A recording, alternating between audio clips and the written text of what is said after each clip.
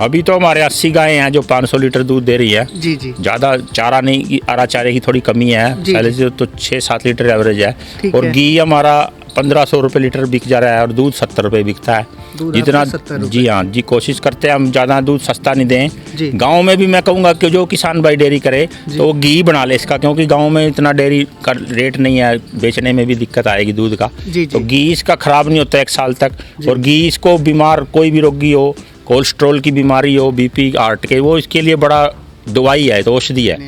जो देसी गाय है हमारी साहिवाल, ये 10-12 बार बच्चे देती है लगातार, हर साल बच्चा देती है। और गर्मियों में जब हमें दूध का मूल्य अच्छा मिलता है, हमें दूध की ज़रूरत होती है, ये गर्मियों में ही अच्छा दूध उत्पादन कर पाती है। और सर्दी में भी कम नहीं होता इसका।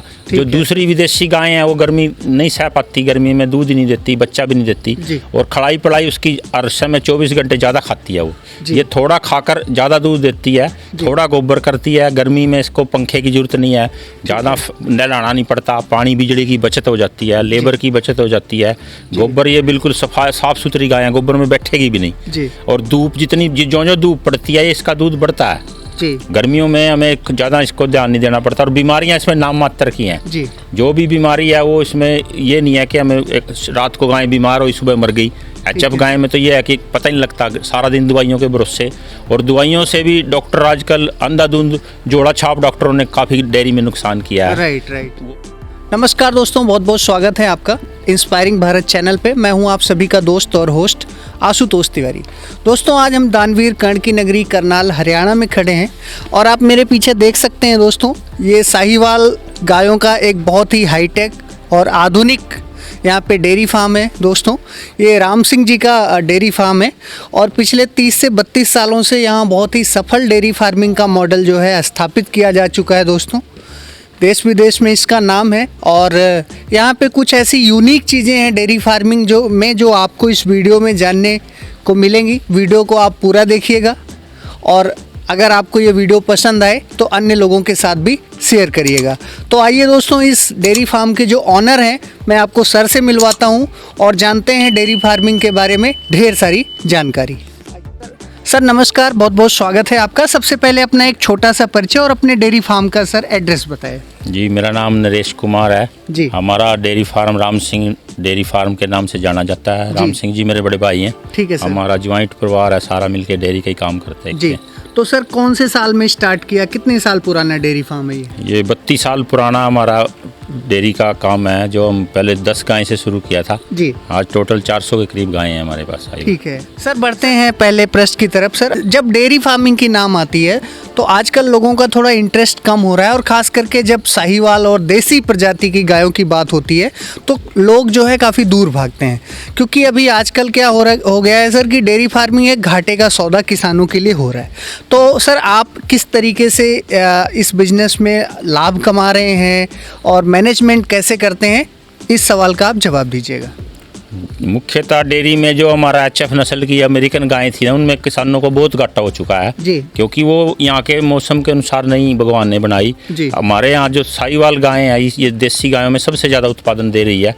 3000 लीटर ये दूध देती है।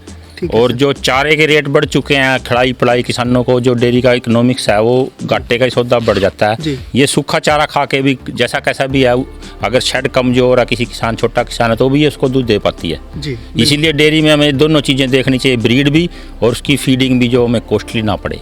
ठीक है, ये हमारा मुख्यतः ध्यान है कि हम सस्ते चारे अपने खुद के पैदा करते हैं खेतों में। हरा चारा जो कि हमारा खुद अगर ज़मीन है, अब उसमें 25 एकड़ बो दिया है हमने। सर्दी का अलग है, गर्मी का अलग है, वही खिलाते हैं ज़्यादा। दाना और भूसा ये जो बड़ा महंगा हो चुका है, इसकी बजाय हम खुद का चारा पैदा करते हैं, तो वो हमें मुख्यतः इसमें सस्ता पड़ता है। बिल्कुल सर, आगे बढ़ते हैं। आपसे मैं एक इम्पॉर्टेंट प्रश्न पूछना चाहूँगा, खास करके जो साहिवाल या देसी गायों की डेयरी फार्मिंग है, इससे लोग दूर भागते हैं क्योंकि जो इसका जो इकोनॉमिक्स है सर, लोगों की वो समझ से बाहर है। लोगों को ये लगता है कि साहिवाल गाय की फार्मिंग करने से उनको घाटा हो सकता है। तो सर आप बताइए कि किस तरीके से इसका जो इकोनॉमिक्स है, आप किस तरीके से इसका मैनेजमेंट कर रहे हैं अपने यहाँ? जो देसी गाय है हमारी साहिवाल, ये 10-12 बार बच्चे देती है लगातार, हर साल बच्चा देती है। जी। और गर्मियों में जब हमें दूध का मूल्य अच्छा मिलता है, हमें दूध की ज़रूरत होती है, ये गर्मियों में ही अच्छा दूध उत्पादन कर पाती है और सर्दी में भी कम नहीं होता इसका। जो दूसरी विदेशी गायें हैं वो गर्मी नहीं सह पाती, गर्मी में दूध नहीं देती, बच्चा भी नहीं देती और खड़ाई पड़ाई उसकी अरसे में 24 घंटे ज़्यादा खाती है वो। ये थोड़ा खाकर ज़्यादा दूध देती है, थोड़ा गोबर करती है। गर्मी में इसको पंखे की ज़रूरत नहीं है, ज़्यादा नहलाना नहीं पड़ता, पानी बिजली की बचत हो जाती है, लेबर की बचत हो जाती है।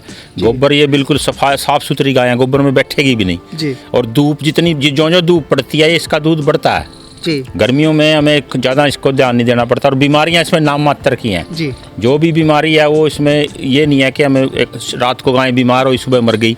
एचएफ गाय में तो ये है कि पता ही नहीं लगता, सारा दिन दवाइयों के भरोसे।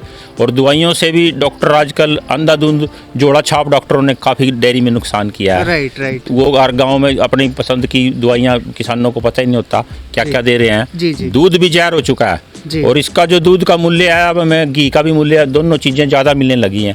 क्योंकि A2 प्रोटीन जब से हमें लोगों को पता लगा अभी इसके दूध में इतने गुण है, तो देसी गाय का दूध दुगने रेट पे बिक रहा है। बिल्कुल जी। ये भी इसका लाभकारी इस गाय को पालने में है। और ये इसकी बछड़ी 3 साल में जवान हो जाती है। ठीक है जी। और साथ के साथ अगर हम इसकी बच्चियाँ पालें तो वो 10 बार बच्चा दे। अगर 3000 लीटर एक ब्यांत में दूध दे तो 30,000 लीटर ये देसी गाय दूध दे देगी जीवन में।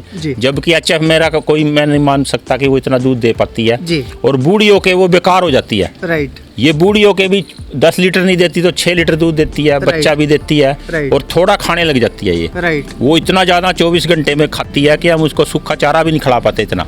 चारे के रेट बढ़ गए हैं तो वो गौशालाएं में छोड़ते हैं लोग, गलियों में छोड़ते हैं। वो बेचारी बहुत दुख भोगती है फिर जो उसको हम बूढ़ी गाय को। इसको रखना भी इतना मुश्किल नहीं है बूढ़ी बुढ़ापे में भी।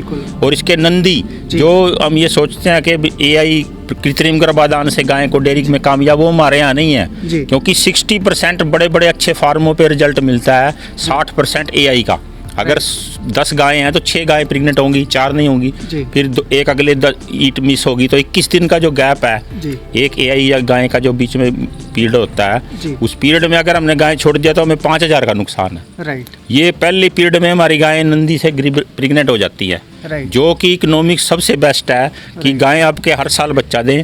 और वो कैसे हम उसको चला पाएंगे जब हम गाय को बच्चा ही नहीं लेंगे तो कैसे हम एक एचएफ गाय का हिसाब लगा पाएंगे। बिल्कुल। इसलिए देसी गायें ज़्यादा हमें फायदेमंद है। बिल्कुल। सर आगे बढ़ते हैं। आजकल जो है पशुओं में बांझपन की बहुत बड़ी समस्या हो रही है किसान भाइयों को।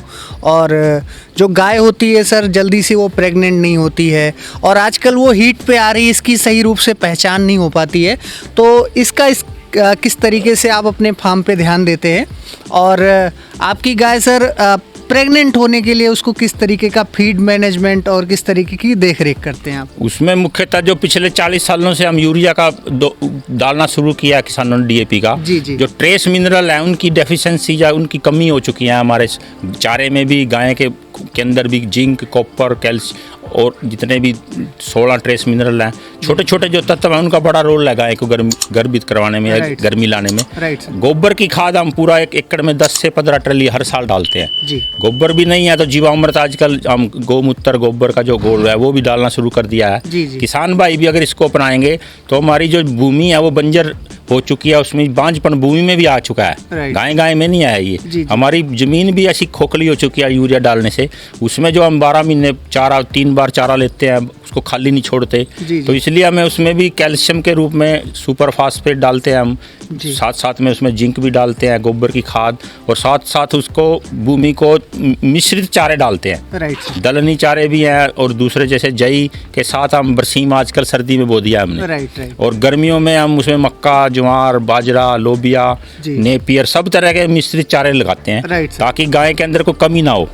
और जो ये मुख्यतः भुस्सा और सिर्फ खली डालते हैं ना गाँव में किसान, वो भी गाय का बांझपन का काम है।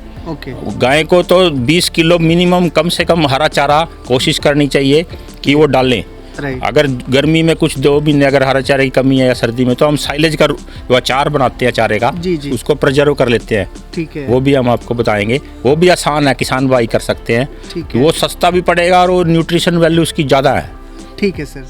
सर आगे बढ़ते हैं। आपसे जानना चाहूँगा कि आपकी डेयरी फार्म में या जो मुख्य तौर पे कौन कौन सी बीमारियां लगती हैं पशुओं को और इसकी सही समय पे जो है पहचान कैसे करें और इसका सही समय रहते रोकथाम कैसे करते हैं आप? इसमें मुख्यतः थनों की बीमारियां जो आजकल साहिवाल गाय में लोग कहते हैं भी ज़्यादा हैं, वो भी मैं हमारा थनैला मस्टाइटस बोलते हैं अंग्रेजी में। उसके लिए भी हमारे यहाँ मेथी, तारामीरा, अजवाइन और हल्दी 5 से 10 ग्राम की मात्रा इनको हम रखते हैं प्रतिदिन दूध वाली गाय में। बच्चा देने से 1 महीने पहले इसको जरूर खिलाना शुरू कर देना चाहिए, क्योंकि थनों में एंटीऑक्सीडेंट जो अब आजकल मिनरल मिक्सचर के रूप में डॉक्टर बताते हैं, वो हमारे बुजुर्गों को पहले ही पता था। हमारे हल्दी में एंटीबायोटिक है और इसमें तारामीरा और साथ में अजवाइन और मेथी, ये अगर गाय को खिलाई जाएगा तो 12 महीने उसका थन में कोई बीमारी नहीं आएगी, पेट की बीमारी नहीं आएगी, बच्चेदानी की बीमारी नहीं आएगी। दूसरी जो मुंह खुरपका FMD बीमारी है, उसका वैक्सीन साल में 1 बार हम लगवाते हैं और वो सारे हमारे हरियाणा सरकार फ्री देती है। उत्तर प्रदेश सरकार भी उसको हमारे डिस्पेंसरी में उपलब्ध है। नेशनल NDDB जो हमारा नेशनल प्रोजेक्ट है मोदी जी का, वो भी उसमें काफ़ी बजट दे रहे हैं। और दूसरी कोई बीमारी इस गाय में नहीं है। बछड़ियों में हम ब्रुसलोसिस एक ऐसा बैक्टीरिया, उसकी 1 बार करवाना पड़ता है ताकि वो गाय फिर बार बार बच्चा गर्भपात की शिकायत नहीं आएगी कभी भी गाय में। तो वो हम 6 महीने से लेकर 8 महीने की बच्चियों में लगाते हैं। बाकी कोई इस गाय को डरने की किसानों को जरूरत नहीं है।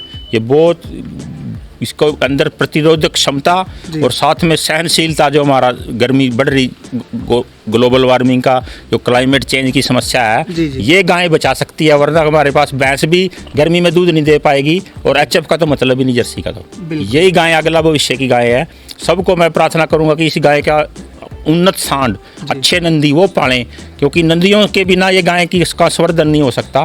क्योंकि नंदी अच्छी गायों के समस्या भी नहीं बनेंगे, जो गलियों में हमें छोड़ना पड़ता है, नंदियों को नहीं हम पाल रहे हैं। अच्छी गाय का नंदी गाय को हर साल अगर 10 गाय हैं तो 10 की 10 बच्चा देंगी, तो किसान को मतलब ही नहीं घाटा हो डेयरी में। बिल्कुल बिल्कुल। सर आगे बढ़ते हैं, आपके फार्म के बारे में जानना चाहेंगे कि शेड मैनेजमेंट और शेड का निर्माण कैसे करते हैं और फीड मैनेजमेंट किस तरीके से करते हैं, और थोड़ा बेसिक जानकारी दीजिएगा किसान भाइयों को। जो शेड पे है, मेरा भी यही मानना है कि ज़्यादा खर्चा करने से जो कॉस्ट ऑफ सारा हमारा प्रोजेक्ट का बढ़ जाता है, उसका ब्याज नहीं हम अगर निकालना शायद नहीं मिलेगा। तो हम भी थोड़े शेड में ज़्यादातर पेड़ों का हमने वो किया है प्रयोग, उनमें लगाकर, और खुला लूज हाउसिंग किया है। इसमें गाय को बांधते नहीं है, तो इसमें अपनी मर्जी से गायें गर्मी सर्दी में पानी पी लेती हैं, चारा खाती हैं, तो बैठ जाती हैं इकट्ठे होकर। सर्दी भी कम लगती है, सफाई भी उनको ज़्यादा नहीं करना पड़ता और स्ट्रेस भी नहीं आता। 24 घंटे जो गाय बंधी रहेगी वो स्ट्रेस में दूध भी कम देगी और बीमारियां भी जल्दी। दूसरा उसका जो लक्षण है ना गर्भित होने के, वो हम देख नहीं पाते। जब गाय खुली होगी तो हमें पता लगेगा भी आज गाय ने डिस्चार्ज दिया है, पानी दिया है, आज ये गर्मी में आके या कल को आएगी। तो वो लक्षण जो जरूरी है देखने, उसके बिना फिर गाय का 1 साल हम बच्चा नहीं ले पाएंगे। वो जरूरी है डेयरी को हर साल बच्चा लेने के लिए। और शेड में पूर्व पश्चिम का हम ध्यान रखते हैं, ताकि क्रॉस वेंटिलेशन, जो गाय के साथ धूप भी इतना प्रवेश करे इसके अंदर, ताकि धूप से भी रोगाणु मुक्त हो जाता है हमारा। और कच्चे का ध्यान रखते हैं हम, ज़्यादा कच्चा गाय ये पसंद करती है। नीचे ज़्यादा पक्का फर्श नहीं होना चाहिए, क्योंकि पक्के पे पाँव स्लिप होने का डर रहता है, थनों में भी चोट लगने का, गाय को वैसे भी बैठने रोग भी हो सकता है। गाय बैठती भी नहीं है पक्के के अंदर, उसको भी आराम की जगह चाहिए और उसको धूप छाँव दोनों देखने के लिए हम उसको कच्चा ज़्यादा रखते हैं। राइट। तो सर अभी आपकी डेयरी में प्रतिदिन कितने लीटर दुग्ध का उत्पादन हो रहा है, और क्या घी वगैरह के लिए कुछ प्रोसेसिंग यूनिट भी आपने लगाया है? अभी तो हमारे 80 गायें हैं जो 500 लीटर दूध दे रही है। ज़्यादा चारा नहीं, हरा चारे की थोड़ी कमी है, पहले से तो 6-7 लीटर एवरेज है। और घी हमारा 1500 रुपये लीटर बिक जा रहा है और दूध 70 रुपये बिकता है। जितना जी हाँ जी, कोशिश करते हैं हम ज़्यादा दूध सस्ता नहीं दें। गाँव में भी मैं कहूँगा कि जो किसान भाई डेयरी करे तो वो घी बना ले इसका, क्योंकि गाँव में इतना डेयरी का रेट नहीं है, बेचने में भी दिक्कत आएगी दूध का। तो घी इसका ख़राब नहीं होता 1 साल तक। और घी इसको बीमार कोई भी रोगी हो, कोलेस्ट्रॉल की बीमारी हो, BP हार्ट के, वो इसके लिए बड़ा दवाई है, तो औषधि है। बिल्कुल। तो घी इसका जरूर बढ़ाएं। तो सर क्या आपकी ये जो देसी नस्ल की साहिवाल जो गाय हैं, क्या इसके जो घी है या दूध में कोलेस्ट्रॉल की प्रॉब्लम तो नहीं रहती है सर? क्योंकि आजकल जो है बहुत ज़्यादा प्रॉब्लम है, डॉक्टर मना करते हैं घी और चिकनी चीज़ें खाने से। तो इसके दूध में कोलेस्ट्रॉल की कहीं प्रॉब्लम तो नहीं होती? जो गाय को हम हरा चारा खिलाएंगे अपने खेत में गोबर की खाद डाल के, वो ग्रीन खाने से इसमें CLA बनता है गाय को, कॉन्जुगेटिव लिनोलिक एसिड। वो गाय खुद खाती है, खुद भी स्वस्थ रहती है। उसका जो घी होता है वो HDL का लेवल हमारा ऊपर बढ़ा देता है और LDL कम हो जाएगा। जब हमारा कोलेस्ट्रॉल लेवल HDL अप होता है तो BP की बीमारी या कभी भी हमारा हार्ट की बीमारी नहीं होगा। राइट। जो हम दूसरी तरह के घी खाते हैं, दूसरे जो उनके रिफाइंड ऑयल जितनी समस्याएं हैं वो दूर से है। इसका घी तो बल्कि फ़ायदा करता है हमें, कोलेस्ट्रॉल जो HDL चाहिए ना वो उससे वो बढ़ता है। बिल्कुल बिल्कुल। सर आगे बढ़ते हैं, आपसे जानना चाहूँगा क्या आप जो है इसकी ब्रीड भी तैयार करके पैन इंडिया लेवल पे किसानों को उपलब्ध कराते हैं, और किस तरीके से किसान भाई आपसे अगर कोई पशु या बछिया खरीदना चाहते हैं तो कैसे संपर्क करें? हमारे यहाँ जितनी भी गायें हैं हम सबके नंदी पालते हैं। उनकी जो अच्छी गायें 15 लीटर से 20 लीटर पर डे दूध दिया है, या जिनका 3000 लीटर से एक ब्यांत में ज़्यादा दूध है, तो उनके नंदी काफ़ी लोग हमारे से ले जाते हैं। और बछियाँ तो हम सब की पूरा अच्छी 2 साल से 3 साल के बीच में, 2.5 साल के हमारे बछिया बच्चा देने के लिए तैयार हो जाती है। 1.5 साल की प्रेग्नेंट हो जाती है वो 9 महीने बाद, मतलब शुरुआत में ही मिल्क टीथ, कच्चे दांत भी हमारे यहाँ गाय बच्चे दे देती है। और ये तो जरूरी है कि हम सबको नहीं दे पाते, लेकिन जो हर महीने 10-12 गाय हम बिकती भी रहती है हमारे फार्म से, जो भी आते हैं लोग उनको हम गायें भी दे देते हैं। तो दोस्तों मैं सर का मोबाइल नंबर इस वीडियो के डिस्क्रिप्शन में भी डाल दूंगा। अगर आप उन्नत प्रजाति की साहीवाल गाय या बच्चा लेना चाहते हैं तो आप संपर्क कर सकते हैं, आपको आसानी से सर उपलब्ध करवा देते हैं। सर आगे बढ़ते हैं, चलते चलते एक आखिरी प्रश्न पूछना चाहूँगा। सर आजकल जो है लोगों में एक बहुत गलत प्रवृत्ति हो गई है कि पशुओं को दूध जब देना बंद कर देते हैं तो गौ माता को छोड़ देते हैं और वो दुर्घटना का कारण बनते हैं। आवारा पशु जो है किसानों की फसलों को बर्बाद करते हैं। तो ऐसे में ये बहुत बड़ी समस्या आजकल हो गई है। आप भी सर डेयरिंग फार्मिंग कर रहे हैं, तो जो पशु दूध देना बंद करते हैं उसका मैनेजमेंट कैसे करें, और किसान भाइयों को चलते चलते आप क्या संदेश देना चाहेंगे? अगर किसान भाई अच्छे एक्सपीरियंस से, जैसे हम बता रहे हैं, गाय को हर साल बच्चा दे और उसके थनों में बीमारी ना आने दे, थन ना खराब दें, तो गाय को कोई छोड़ने की जरूरत नहीं है। 10 बार बच्चा देने के बाद हमारे यहाँ बूढ़ी गायें 8-8, 6-6 लीटर दूध दे रही है और बछड़ियाँ दे रही हैं। कोई ऐसी गाय नहीं है जो हमारे पे बोझ है। अगर कोई दूध कम देना शुरू कर देती है बूढ़ी होके, तो उसके बच्चे तो फिर भी वो देने की क्षमता रखती है। और हमारे यहाँ तो सरकार ने इंश्योरेंस की भी स्कीम चलाई है। अगर किसान भाई डरे ना, जो गायें अगर थोड़े दिन दूध भी नहीं कम देगी तो इंश्योरेंस के रूप में दीनदयाल उपाध्याय योजना है, सारे भारतवर्ष में वो किसानों को उपलब्ध है। गाय का इतना बोझ नहीं है। मैं कहता हूँ गाय का गोबर और गौमूत्र अगर जीवामृत बनाए ना, उसका भी मूल्य इतना अच्छा है। अब हम किसानों को एक गाय से 20 एकड़ की खेती हम कर सकते हैं, प्राकृतिक खेती। तो अगर गाय दूध भी नहीं दे रही है तो वो असल में तो 100 की 100% दूध देंगी। फिर भी अगर 5% गायें ऐसी हैं तो उनका हमें दूध खेती के साथ चारा पैदा करें, अपना गौमूत्र का भी प्रयोग करें, गोबर का भी प्रयोग करें, और बछड़ियाँ तैयार करें। नंदी जो है अच्छी गायों के जरूर करें, सब गायों के नंदी नहीं होंगे, लेकिन जो हमारे पास उच्च नस्ल की गायें हैं 15 लीटर तो दूध दे रही है, उनके नंदी भी कोई बोझ नहीं है। एक नंदी एक गांव में अगर किसान भाई रखना अकेले नहीं रख पाते, उनका चलो 1-2 गायें हैं, तो हर एक गांव की पंचायत ये सोचे भी हम एक गांव में एक नंदी साहीवाल छोड़ दें या पाल लें सामूहिक रूप से, तो कोऑपरेटिव के रूप में ये बड़ा फायदेमंद का काम होगा। क्योंकि डॉक्टर भी अवेलेबल नहीं हो पाता, गर्मी अच्छा सीमन नहीं है, कोल्ड चेन सीमन की नहीं है, सीमन की क्वालिटी नहीं है। कोई प्राइवेट लोग नकली सीमन भी बेच रहे हैं, किसानों को बाद में धोखा होता है कि बछिया वाला सीमन है। बछिया तो उसमें हो ही नहीं पाती, बछड़े भी नहीं हो पाते, और बछड़ी में कोई ज़्यादा फर्क नहीं है। अच्छी गायों के हमारे नंदी भी काफ़ी कीमत पे हम बेच रहे हैं। तो अच्छी गायें पैदा करना ये एक ब्रीडिंग का काम है जो हमसे किसान सीख सकते हैं। हम उनको ट्रेनिंग भी देते हैं, अगर कोई आता है हम उनको बताते हैं। तो ये बोझ नहीं है गायें, बिल्कुल भी। मैं कहता हूँ गायें बूढ़ी होके भी कोई बोझ नहीं है, बल्कि ये तो हमारी माता है। अब भी इसको भविष्य में हम नहीं पालेंगे तो हम कैंसर से, दूसरी बीमारियों से हम मृत्यु के ग्रास में चले जाएंगे। हम कोई नहीं बचा सकेगा हमें जब तक हम इस गाय को नहीं बचाएंगे। भविष्य गाय के साथ जोड़े, किसानों को भी इससे आमदनी भी मिलेगी, साथ साथ उनको रोजगार भी मिलेगा। बिल्कुल बिल्कुल। सर आगे बढ़ते हैं, थोड़ा सा इसकी जो है बात कर लेते हैं कॉमर्शियल पर्पज का। तो सर अभी कितना एक प्रॉफिट आप कमा लेते हैं, अगर लेबर की बात करें या जो इसकी कॉस्ट है फीड सारा निकालने के बाद, कितना एक जो है लाभ इससे आप कमा लेते हैं? और अगर किसान भाई छोटे लेवल से शुरू करें तो इसका एक थोड़ा सा इकोनॉमिक्स आप समझाइएगा। इसमें अगर हम एक गाय का भी इकोनॉमिक्स लगाएं, एक गाय हमारे यहाँ 3000 लीटर 70 रुपये के हिसाब से, उसका 2,10,000 का दूध बनता है एक साल का। बच्चे का हम उसका कीमत नहीं लगाएंगे क्योंकि वो खाएगा भी जितना। 2 लाख में से वो 50% अगर हम उसका लेबर कॉस्ट और सारा फीडिंग का लगाएं तो 1 लाख खाने के बाद वो 1 लाख हमें साल में एक गाय अच्छी गाय देती है। जो कम दूध वाली है वो भी हमें 70,000 रुपये एक गाय के Right. कीमत मिलती है उसकी। जी। और साथ साथ जो बछड़ियाँ हैं, कई गायें तो हमारी 1 से 1.5 लाख रुपए कीमत है उनकी, बिल्कुल जो 2 साल 2.5 साल में, वो भी हमें 60-70 हज़ार अगर खिलाने के बाद उसमें भी हम बचा सकते हैं, बच्चे पालने में भी। बिल्कुल। तो एक गाय के साथ हम ज्वाइंट हमारा परिवार है, जी। तो 15-20 आदमी काम करते हैं, हम सबका खर्चा भी निकालते हैं, 2 ट्रैक्टर ट्रॉली जी। है, सारा हमारा मंथली भी हम इसको इकोनॉमिक्स लगाएं तो हर महीने हम इसमें से जितनी भी हमारा कॉस्ट ऑफ 50% हमें फ़ायदा हो जाता है। सर, हमसे बातचीत करने के लिए और किसान भाइयों को डेयरी फार्मिंग के बारे में इतनी अच्छी जानकारी देने के लिए आपका बहुत बहुत धन्यवाद। जी जी, बहुत आप इतनी दूर से हमारे पास आए, हमने भी आपका बहुत कीमती समय लिया, बहुत बहुत किसान भाइयों के बहुत बहुत धन्यवाद। जी, तो दोस्तों अभी हम करनाल तरावड़ी में खड़े हैं और ये जो सर हैं पिछले 32 सालों से दोस्तों देसी गाय और साहीवाल गायों का बहुत अच्छा मैनेजमेंट कर रहे हैं, बहुत बढ़िया प्रॉफिट भी कमा रहे हैं दोस्तों, और अन्य किसान भाइयों को प्रशिक्षण भी देते हैं, सिखाने का भी काम करते हैं दोस्तों। तो डेयरी जो है किसी भी रूप से घाटे का सौदा नहीं है, लेकिन आपको जो है अच्छे माइंडसेट के साथ देखना होगा दोस्तों, क्योंकि आप एक लाइव स्टॉक की जो है फार्मिंग कर रहे हैं, ये भी एक जीव है, तो आपको उस नज़रिए के साथ सोचना होगा। अच्छा मैनेजमेंट रखेंगे और अच्छी अगर मार्केटिंग करेंगे दोस्तों, तो निश्चित रूप से आप इसमें फ़ायदा कमा सकते हैं।